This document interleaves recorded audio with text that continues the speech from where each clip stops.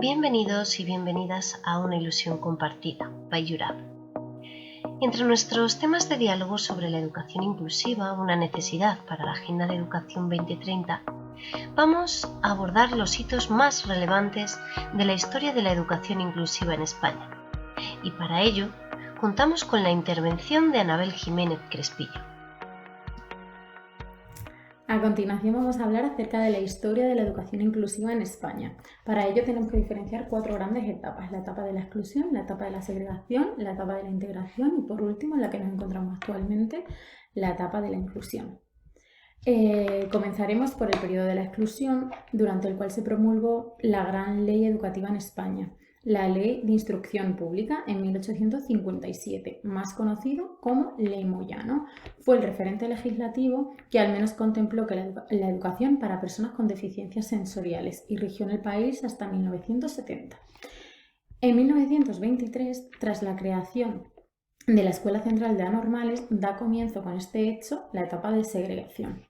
Durante la dictadura franquista se promulga en 1945 la Ley sobre Educación Primaria, donde el Estado crea una red de escuelas especiales que atienden a los niños anormales y deficientes mentales. En 1970 se firma la Ley de Educación y Financiamiento de la Reforma Educativa, conocida como la Ley Villar-Palasí, donde por primera vez se contempla la educación para todos, estableciendo que la educación es un servicio público fundamental. Un hito importante en la historia de la inclusión, gracias al que se inicia el periodo de la integración, como vemos aquí, fue la aparición del concepto de necesidades educativas especiales, donde por primera vez se ve en el informe Warnock en 1978. Este mismo año, en España se firma la Constitución Española y el Plan Nacional de Educación Especial, y esto supuso una manera diferente de tratar y actuar con el alumnado con deficiencias. En 1980, la Ley Orgánica por la que se regula el Estatuto de Centros Escolares, LOECE, universaliza el derecho de toda persona española a ser admitida en un centro escolar de cualquier nivel educativo.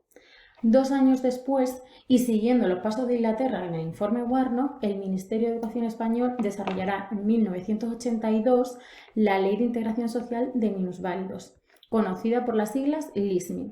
Gracias a esta se trabajará la atención a los disminuidos físicos, psíquicos y sensoriales.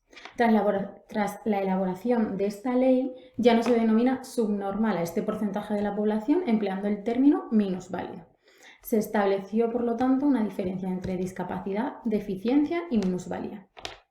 Esta ley dio lugar a una nueva manera de entender la educación especial, abriendo las puertas a la escolarización a deficientes leves en unidades de educación especial dentro de los centros ordinarios. La ley LOECE fue sustituida tras 5 años, en 1985, por la Ley Orgánica Reguladora del Derecho a la Educación, LODE, que generaliza el derecho para todos los estudiantes, pero no determina los deberes de las administraciones hacia el alumnado con necesidades educativas especiales. En 1990 se proclama la Ley Orgánica de Ordenación General de Sistemas Educativos, LOCSE, que estableció que el sistema educativo debe disponer de los recursos necesarios para que el alumnado con necesidades educativas alcance los objetivos establecidos dentro del mismo sistema que el resto de estudiantes, comenzando así el periodo de inclusión.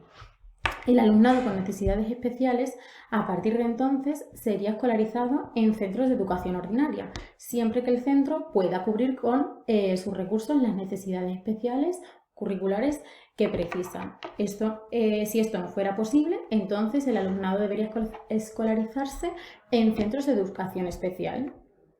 Por último, vamos a la etapa de inclusión, en la cual en el año 1994 tuvo lugar la Declaración de Salamanca sobre necesidades educativas especiales, que en colaboración con la UNESCO reafirmó el derecho a la educación de todas las personas dentro de un sistema educativo. En 1995, la Ley Orgánica de la Participación, la Evaluación y el Gobierno de los Centros Docentes, LOPEG, garantizó de forma definitiva la escolarización del alumnado con necesidades educativas especiales, desde la educación infantil en todos los centros que fueran sostenidos por fondos públicos. Esta ley incluía en ella la primera definición clara de lo que se entendía como alumnos con necesidades educativas especiales.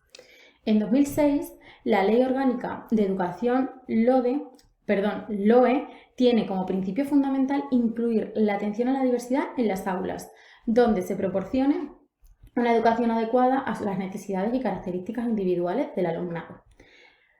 En 2013 se modifica la ley anterior, la LOE, a través de la Ley Orgánica para la Mejora de la Calidad Educativa, LOMCE.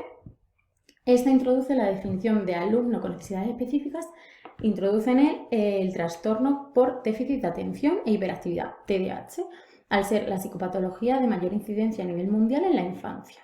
Y por último, y en la actualidad, en 2020, la Ley Orgánica de Modificación de LOMLOE, también conocida como la Ley CELA, derogó la LOMCE e introdujo importantes modificaciones en la LOE, ley vigente desde el 2006. La LOMLOE promueve que la escolarización en centros de educación especial sea la excepción entre el alumnado de necesidades educativas especiales y otorga más peso a la decisión de las administraciones que a la voluntad de los padres, que pasan a tener un papel más pasivo que decisivo. Y bueno, este es el súper resumen de toda la historia y de la evolución del país en términos de inclusión.